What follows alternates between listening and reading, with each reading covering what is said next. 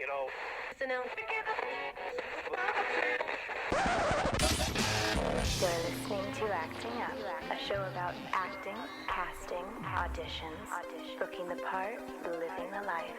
Nationwide with your hosts, Will Roberts, and now Acting Up. All right, everybody. Hey, Will Roberts, and you probably haven't heard me in this capacity for quite some time. Welcome to the new show. So originally, I called this. I'm going to give you the whole chain of events here, the timeline, my DNA on this whole thing. So I started off doing a show called Acting Up Radio about, well, I guess the name in itself kind of tells you it was called radio. And I don't even know if that is what that is right now. So anybody out there, Google radio. It used to be that thing, and now it's probably that thing that your grandparents are listening to when you get in the car and you turn it on, you go, what the hell is this?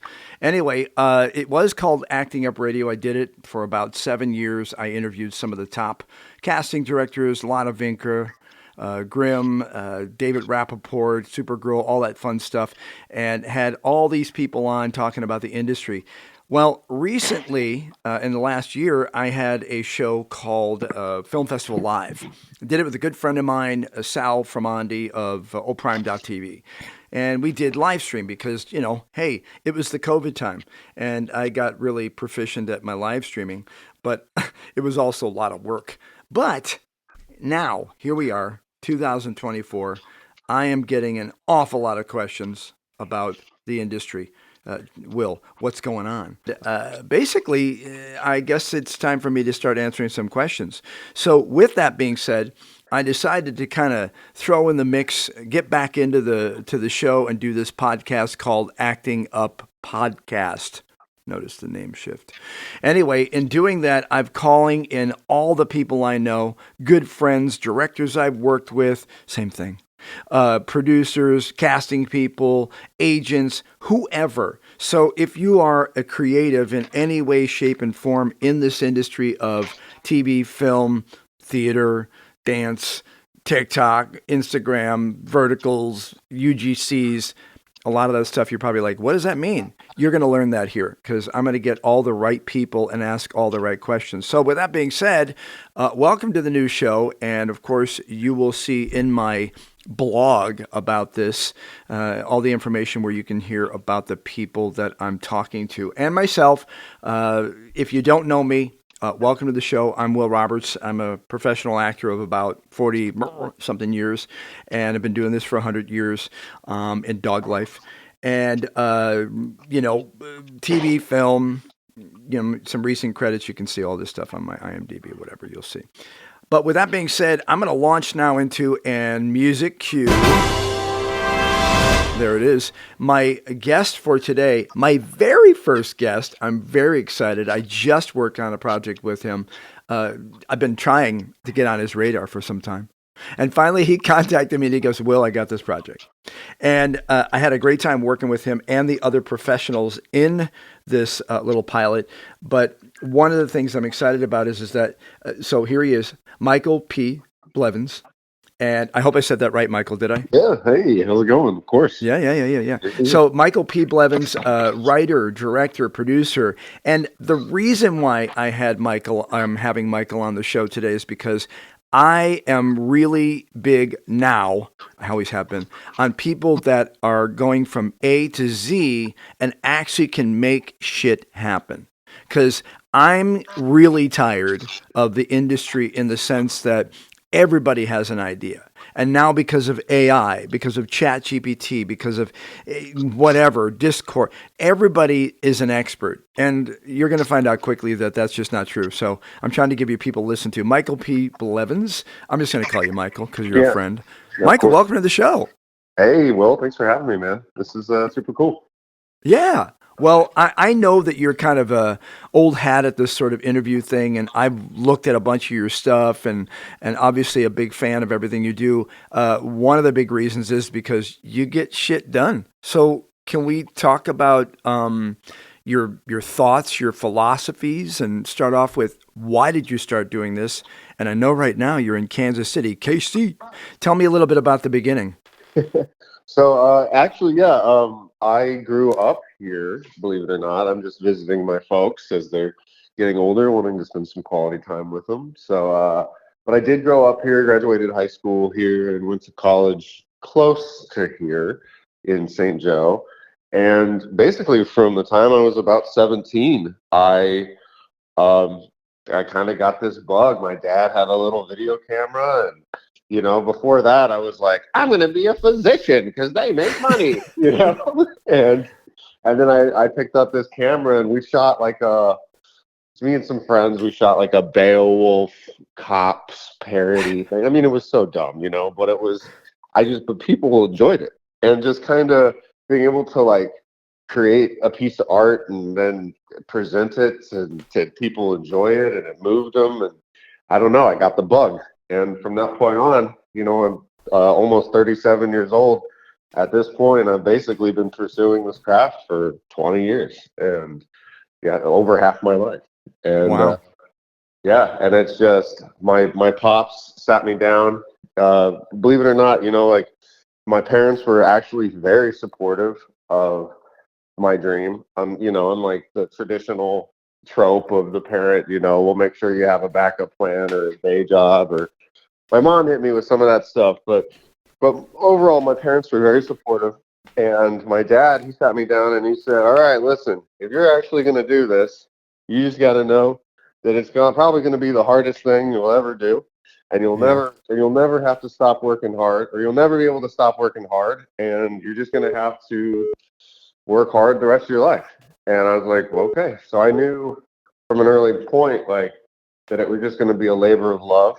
And I've given it my all ever since then. So, and I think that that's sort of the sauce that allows me to not only continue to do stuff, but like when I say I'm going to do something, I want to follow through. There is a merit to that.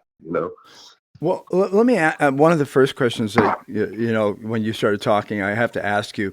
You Uh-huh. said your first camera. Now, I remember mine, and I mean the one that I really remember was the XL1. Remember that? Oh yeah, of course. Yeah. What was your camera? Do you remember? I think so. My dad had the one that I picked up that I like got the bug with was like I think it was like a little Sony Hi8, like the ones with the small tapes, Wow. but not the mini DV tapes, like the middle in between. Oh, But the bulky. Those are high eight. Those are yeah, basically the cartridge high eights. I remember those. Yeah. yeah.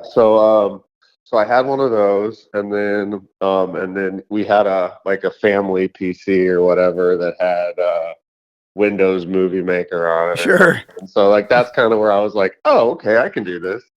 But the first one that I saved up for, that I got when I was like, I was like 20, and it was like $1,500. It was the most Wow. expensive camera at Best Panasonic. Buy.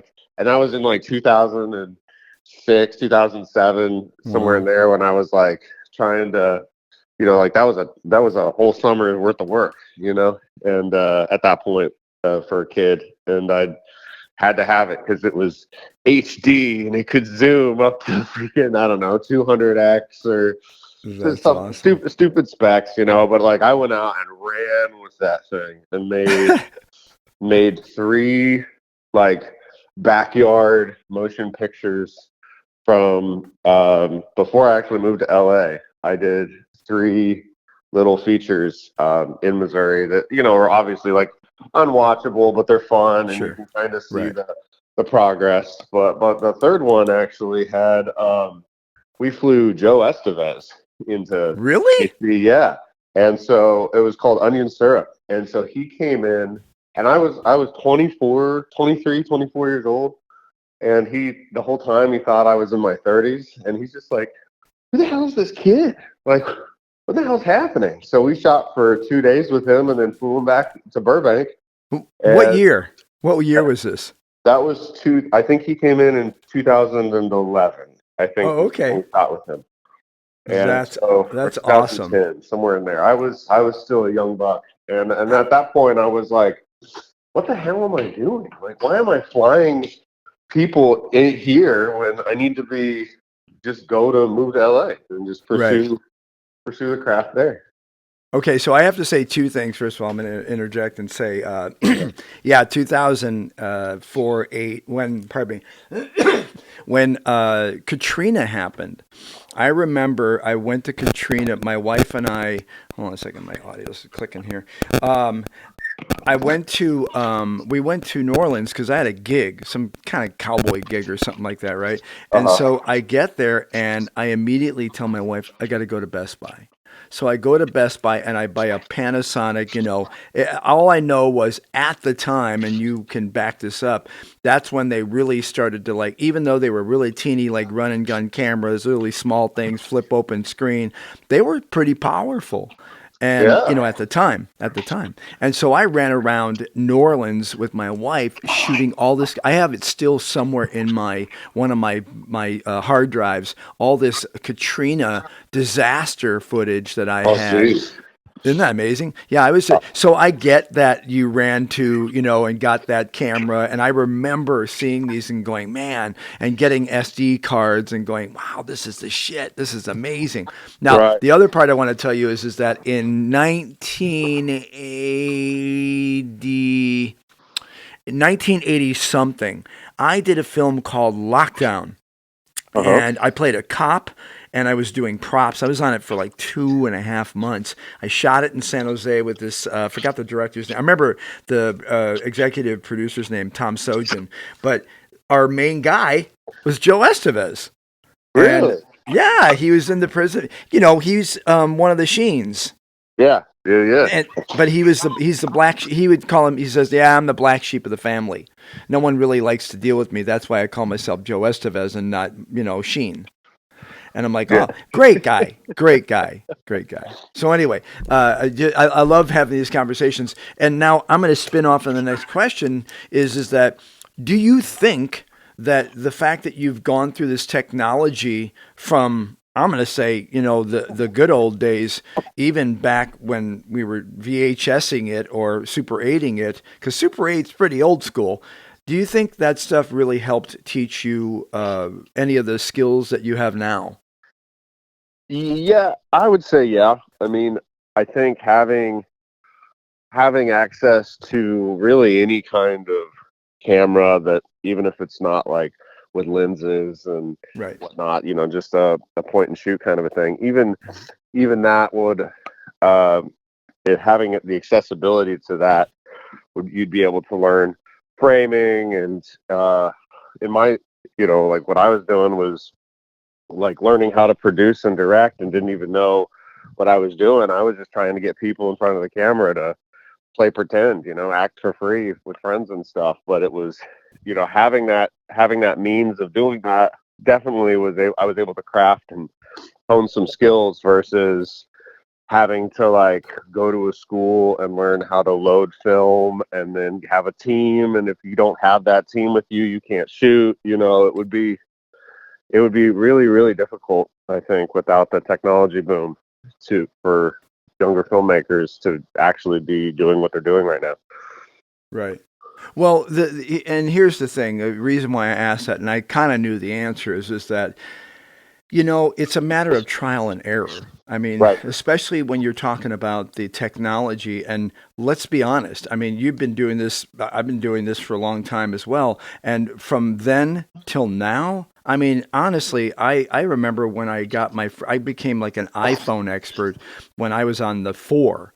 And I had like a bin of like 20 different apps where I could do lower thirds and I could do green screen. I did all these things with about 20 different apps. And now I don't have to worry about that because, lo and behold, because I worked for news and I would be doing news pieces and just run and gun and shoot them and do news cuts.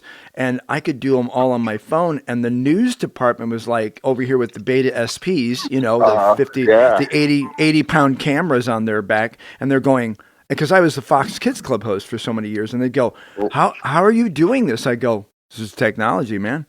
And Right. so now, fast forward to now, does it blow your mind, the technology and the possibilities?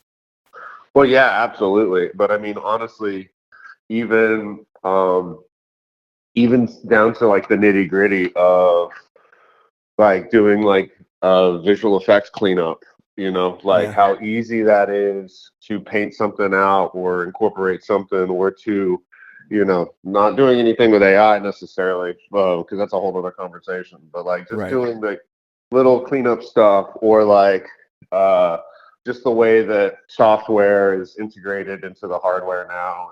And I Yeah. mean, even down to like when I first came out to LA and I didn't have any connections or anything, I was a PA that became a grip, that became a gaffer with his own truck. And I started that in, 2012, where it was just tungsten heads, HMIs, and Kino Plus.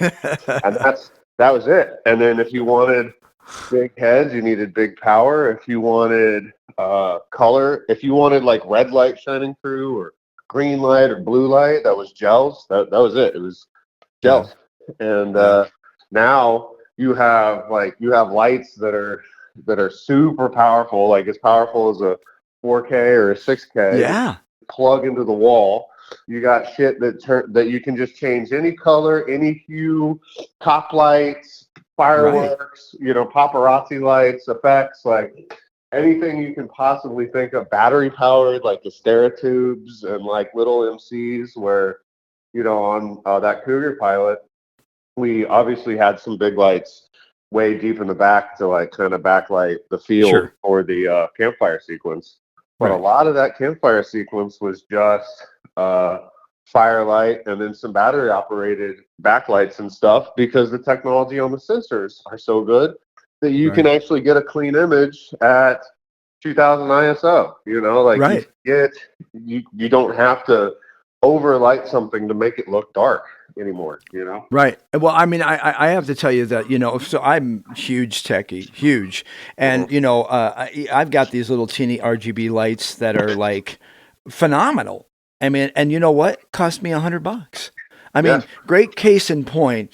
I love because of I usually do a lot of I've got my GH5. I run and gun and I shoot a bunch of stuff and I produce stuff in my sleep and whatever. But just good case in point. I bought the Rode, the little Rode square ones. What are they called? Yep. Rode.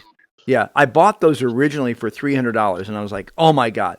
And I have had so many wireless mics from either my performing or camera, labs, Uh-huh. and every time I get them, I'm like, "Ah, these are shit." Oh my God, this is crap. Another, and even Yep. Shure, I'm over here.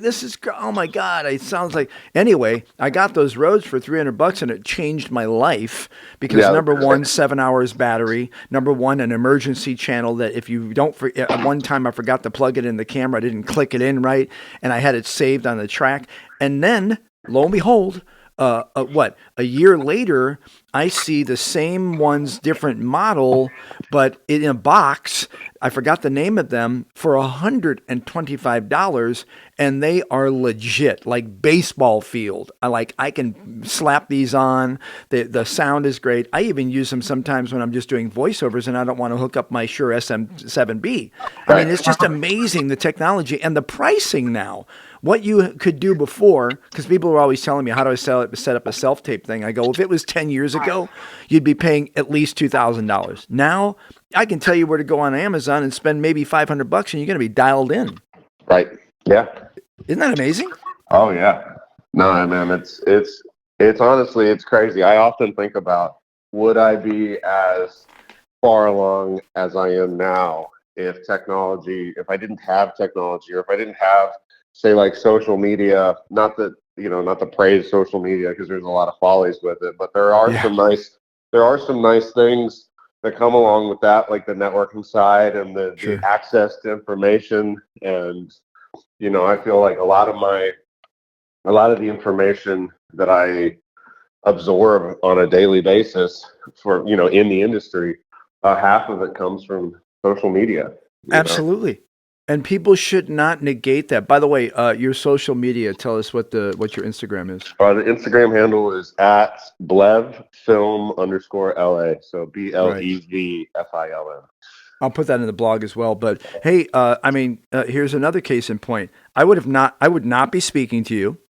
And well, I don't mean like, oh, I'm not going to speak to Michael. No, I mean like, I hate talking to him. No, I would never have met you and I wouldn't have worked on this recent project if it wasn't for social media. And I tell people all the time, I go, don't be a pest, especially as an actor. Don't reach out to people and go, oh, can you get me in? Because I get a lot of people, especially now after Oppenheimer, that contact me going, hey, I'm an actor. Can you put me in your next film? I'm like, I'm looking for my next film, bro. Right. But the point is that you're right, and you're very active on social. I love the stuff you put on there because you're not just doing you're not one trick pony where you're going, here's what I'm doing. Let me rub my my ego in your face. I mean, you're putting on stuff there that's good, and you're also showing you work, which I believe is the most important thing for social media, is to one, keep in abreast of things happening, because there's a lot of stuff happening.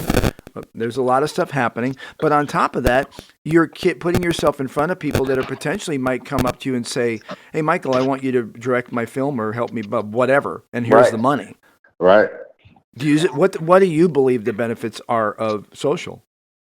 Oh, just those things. I mean, mostly. I would say that like just being able to connect with people and then stay abreast to what's happening. But I will say, there's and thank you for the compliments. But there are moments I feel like where even me sharing my work on social media does come off as a rubbing, my ego in people's face. Like obviously I'm not that kind of guy, so I don't ever No, you're not. I don't ever try, honestly don't, I'm just fighting with myself. Like I'm always trying to improve. I'm always trying to outdo my last project. Right. I really organically do not think or compare to other people's project because it's dumb, but I don't really have the time for that. I'm worried and thinking about my other stuff. Sure. So I'm always competing with myself. But there are moments where people, I guess, who don't adopt that philosophy see my work and go, well, now I have to compete with him, or does he think he's better than me, or et cetera, et cetera. And I think that that might be a folly of social media where you can't really defend yourself against those kind of feelings from other people. You just have And to nor should put it you. out. And Yeah, you shouldn't, but you just have to put it out there and hope for the best. And I think that the talented people, the people that are supposed to be in your circle, they'll gravitate towards you. right. Well, I was gonna ask you, what are the pitfalls? But I think you just did a great explanation, and I'm going to dovetail on that and say that I totally agree with you that the best way to put yourself on social media, I mean, the more you succeed, this is the old adage, the more you succeed, Right. the more people want to take you apart. Right. I remember when I started getting a lot more TV and film, and I was doing some good stuff. And it's funny, I had 300 Facebook followers that I had done stuff with over in the last 40 years. And then those 300 people, out of them, maybe one other person is still an actor. The rest of them, they're no longer actors, and they don't respond to my stuff anymore. And I'm not hurt. I understand Right. because when people come after you, this is just my little philosophy, maybe, but when people come after you, especially on social media, I hate to say this, it's because they're jealous.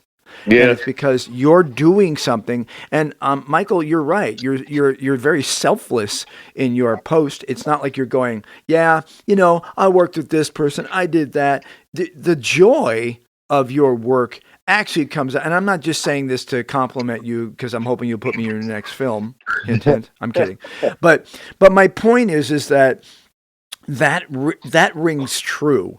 And when you're on social media, it's really easy. Like there's this guy who teaches a lot, and I see him come on, and he's kind of New Yorkish, and he's like, yeah, you got to do my shit. Or you don't do my shit, you're not going to get cast. And I'm like, that is basically a commercial, and I got it. And newbies will look at that and go, well, the guy seems to know what he's doing.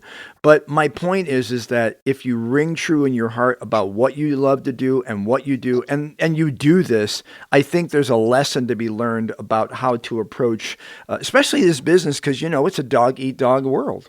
Yeah. Oh yeah.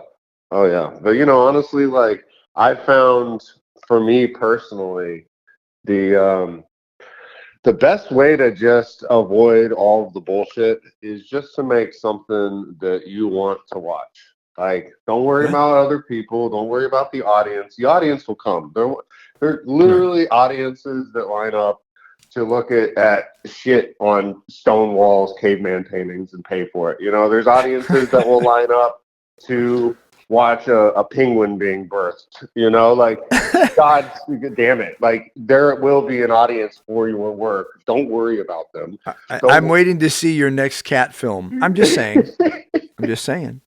Go ahead.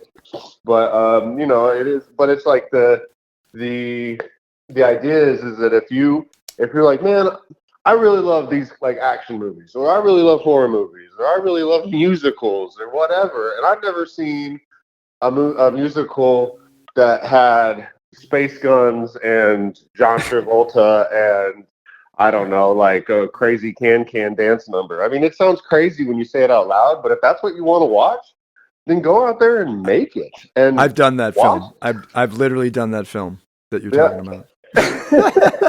I'm sure.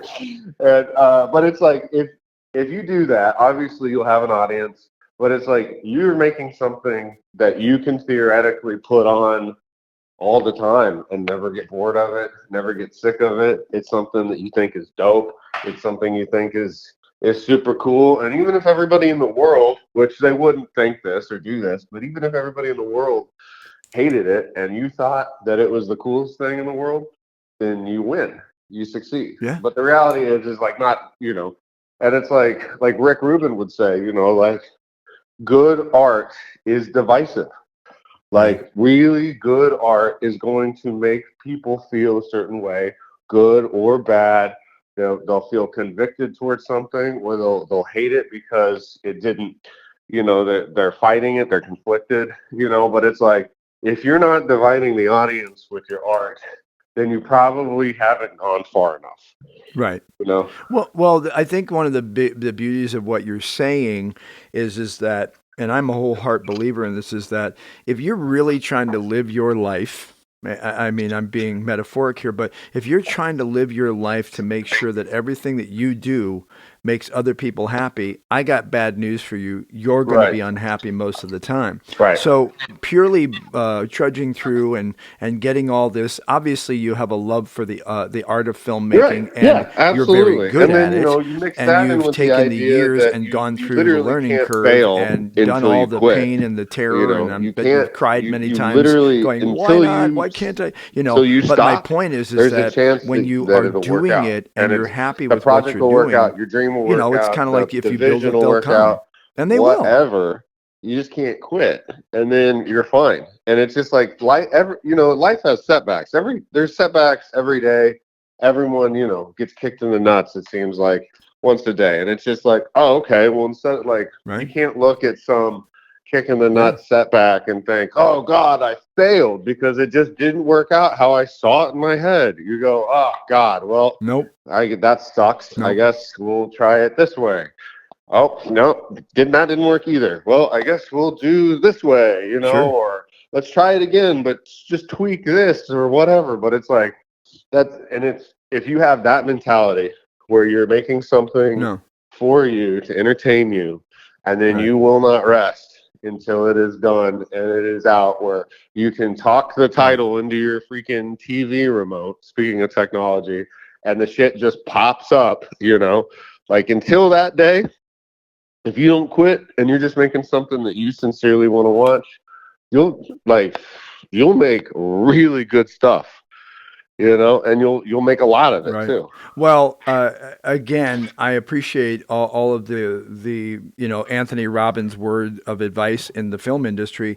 I mean, it's clear that you have worked on many more things than just your film career as a producer, writer, and director because of your philosophies. I mean, I can hear it in what you're saying, and it's the best way because, again, I get my 13-year-old daughter at one point said, "Hey, Dad, I think I want to be an actor. You have any advice?" I went, "Don't," but if you're going to, you need to understand this one statement I'm going to make, and that statement is, this is the worst career, the worst industry you could possibly try to get into.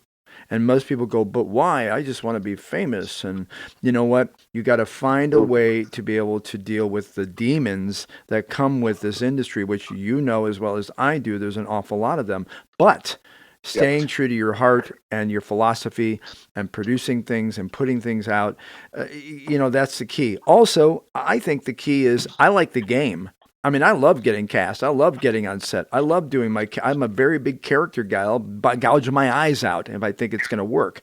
But my point is that sometimes the process of getting it and doing this, like right now, talking to people like you, I think this is one of those moments that if you make a mistake, learn from it. If you're spending your day trying to enhance and make what you're doing better in your life, you're winning already, right? Right.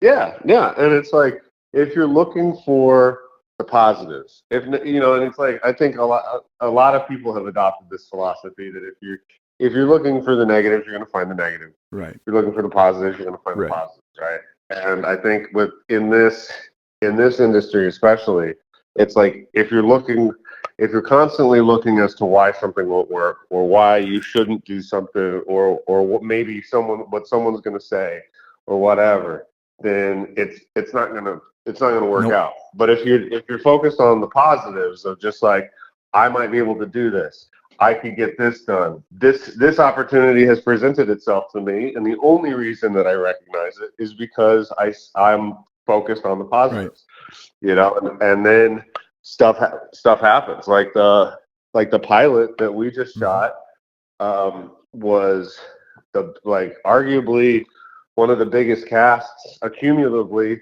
that I had got to direct. Like I produced, huge, way bigger movies than I've directed. But as far as getting to direct, like you and Russo and Lachlan and and then there's Yo and Griffin on the side just having us coffee and hanging out. Like we're like, what in the hell is happening? Yeah. And it's just like that just came because I was like, I got that movie Winter Set that was at the Cannes Film Festival this last year, and it's not out yet, but there's a character in it that I really, really adore, and he's kind of a crazy farm boy fuck up, but he's a wild one, and I was always like, I would love to see more of him, but more of like how he became this guy. Oh. And it's like no one else is going to do that. Like literally, no one person on the planet could provide that for me. So it's like, well, shit, I'll just write it and then I'll make it so I can watch the prequel. The prequel. Yeah, it's a whole prequel series, and then and like that snowballed into, I think I'm going to be out here for a few months. And just to keep from going crazy, I was like, what can I, it's like there's so many resources. I have my Red with me. I've got crew connections around here. I'm like, I should be able to do something. Yeah. Like we got woods, we got farms, we got all sorts of stuff. So yeah, where I ended up talking to some buyers and some salespeople. And they basically told me, they're like, yeah, with your resources, if you incorporate into like this kind of story, then we can get you capital for it. And it's like, oh my God. So actually, like as soon as we're done with the interview, I got a call with these guys about finalizing this random Missouri film that I didn't think I was going to do a week ago. But it's like, but hell yeah. And then I was talking with some, texting with some celebrities last night about it, just sort of picking it, like being like, hey, just super random. If I made this, just say I just put something like this together and asked you to, star in it. Well, would you? And they're like, yeah. Like, well, that's got to make you, by the way, that's got to make you feel good. I agree on the pilot, the cast, pretty awesome cast. And you just saying this, Michael, you don't really step onto a set and people go, I'm dying to be on this. Who's the director? I don't know who that is. Obviously, you've worked enough and you have credibility that everybody went, damn, hell yeah, let's go. I mean, whatever you need, man. And that's kind of got to be a great feeling. Yeah, it definitely makes me feel like I'm doing something right when I like, and it's like, I think you even said it, a couple people, were just really excited to work with Yeah. me. And I have a reputation of always making quality stuff and stuff that people can chew on. And I feel like I delivered on this one as well. Yeah. And, like it does feel good to have that and be able to like text people that 10 years ago I was a little starstruck movie nerd that I can't even imagine having any kind of correspondence with those people, and here I am just middle of the night, I Hanging don't out. know, would you want to be in a movie? Right. Like Yeah. it is really strange and wild, but it reaffirms like where I'm at, and it's like, of course I'm not texting freaking Brad like Pitt. Kevin Costner Yeah. or something right now, but I imagine that there will be a day where that's also like, where it's, Tarantino's texting Brad Pitt like, yeah, I'm doing something. You want to take a look at it? Yeah, sure. And it's like, I know I'm going to get there.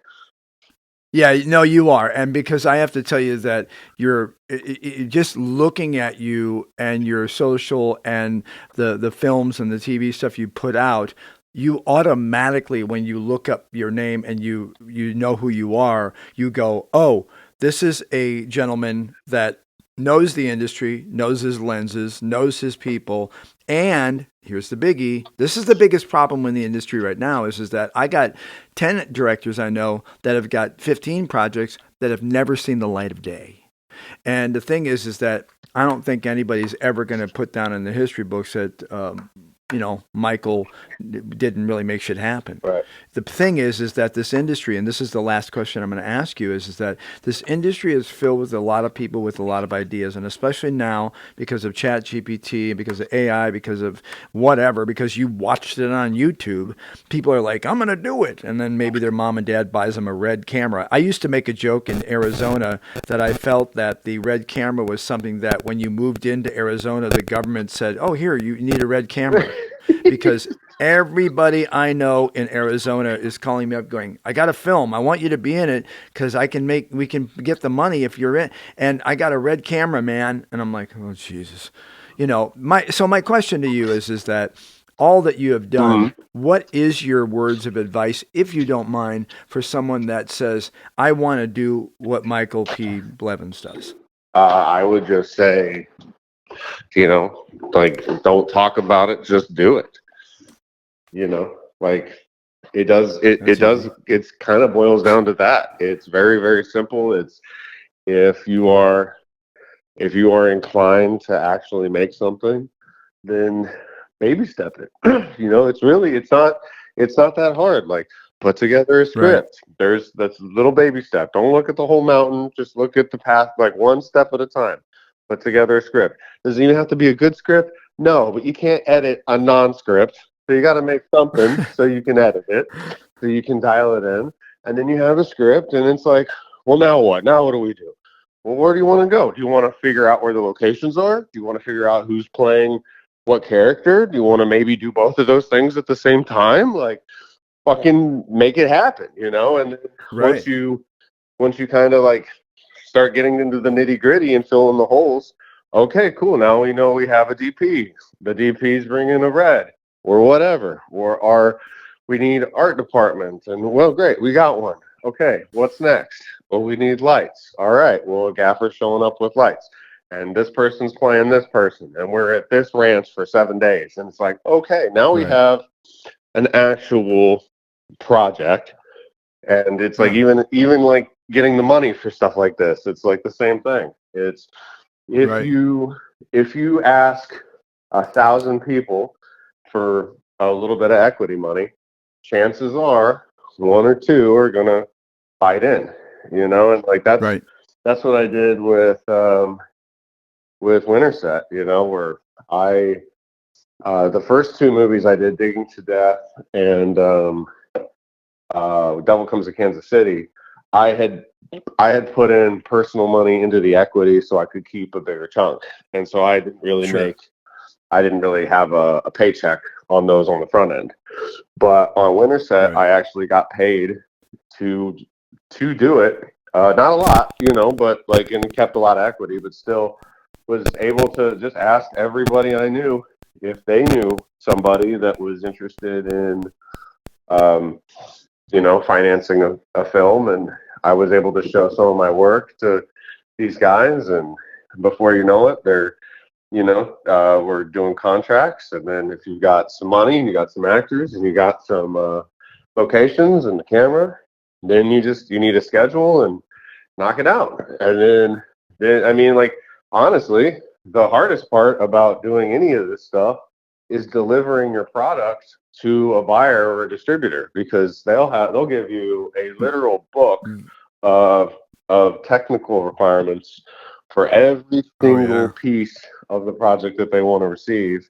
And then they'll send you back something and say, okay, this is close. And I know you just spent $500 making this, but it's not going to work. We need it like this. It's going to cost you another few $100s, So it's like, and that's where it's tough not to give up. But if you continue and persevere and just don't give up, then before you know it, you're talking into your remote and your movie title's pulling up on your TV, All right. Give us a list of some of the films that we can see and where. Maybe? Yeah, of course. So as far as feature films go, Digging to Death. It's a horror, macabre, Edgar Allan Poe kind of style horror. That's about everywhere. I'd recommend if you have Amazon or I think Apple or stuff like that, like where you can watch it without commercials. Right. It's appreciated because the Tubi thing kind of rips my guts out, but I get their model, and I do love that they made The Devil Comes to Kansas City a Tubi original, so I'm very appreciative of that. And both great posters, by the way. Both. Oh, thank you. Yeah, and I had a lot of fun making those. And so you can only find Devil Comes to Kansas City on Tubi right now. It's just the Tubi original. And then Winter Set will be. Can't really tell you who's looking at it yet, but it's going to be a big one, if not theatrical. So that'll be exciting. Okay. Sorry, I lied. One more question. Small pearl of wisdom for actors. You've worked with some of the best, and I'm sure some of the worst. What little tip would you give actors, either on set, off set, or whatever? I just say do your homework. Like show up so prepared that you're going to tell the director, no, that doesn't make sense for my character. Like that's okay. Wow.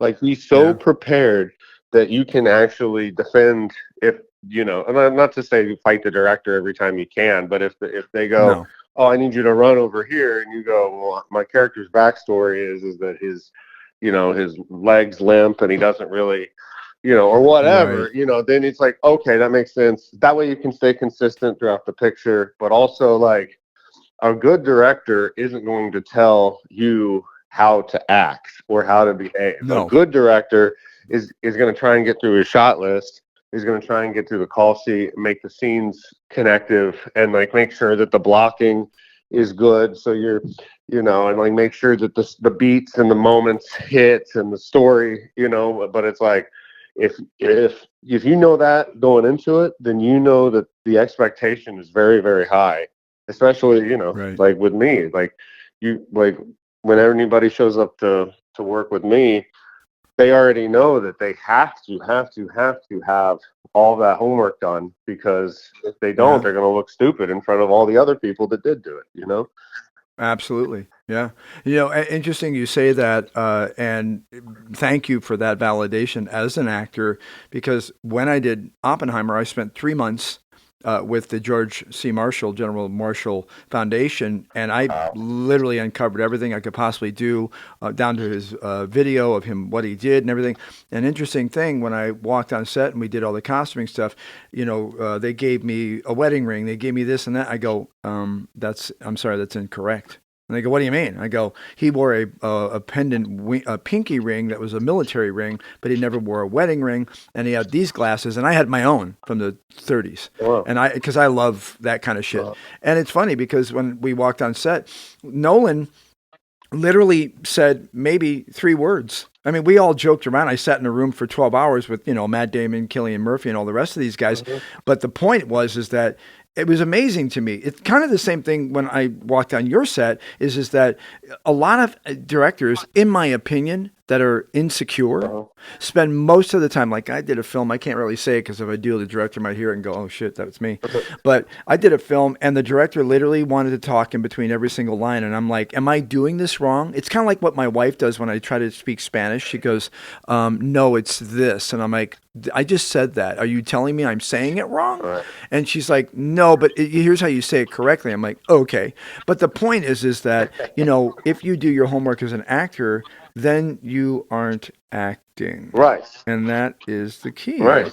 Is the whole thing is you are that person in whether it's historical, which that was, or in your case, it was a person who had this deal with this person. The point is that if you play it, like you said, and know your homework, you're not going to be sitting there uncomfortable trying to figure out what your next move is and what you're thinking because you're just going to do it. Right. So I appreciate that bit of information. Michael P. Blevins, of course, writer, director, producer. If you want to check him out on Instagram, which you do, you want to go to BLEV film _LA. Again, B as in boy, L as in Larry, E as in envelope, V as in Victor, film _LA, like Los Angeles. Michael, I'm just so glad that you came on and you're my very first guest. Yeah, thank you so much, Will, for having me. It's been a pleasure. Yeah, you did a great job. I'll let everybody know when this is on. Michael, hang on the phone for a second. I'm going to close this out. Hey, everybody. Thanks for listening to the show. Of course, you're now on Acting Up Podcast. I appreciate it. I'm Will Roberts. You can check out on my site, actorwillroberts.com. The page here for this, again, is actorwillroberts.com. Check it out on Instagram. I am Will Roberts Official. You'll be seeing these podcasts. Michael is the first. I'm very excited. And again, make sure you check out his film, Devil Comes to Kansas City. And the other one I'm looking at, which I love, the guy looks like he's in his underwear. Yes, he is. Digging to Death. Check out all these. That one's on Tubi, I believe, but it doesn't matter. Check out actorwillroberts.com. You'll see the blog and all this information. Have a great weekend. And remember, it's all about you, but make sure that you're being a team member. I'll see you next week, or I'll hear you next week. Thanks for coming on.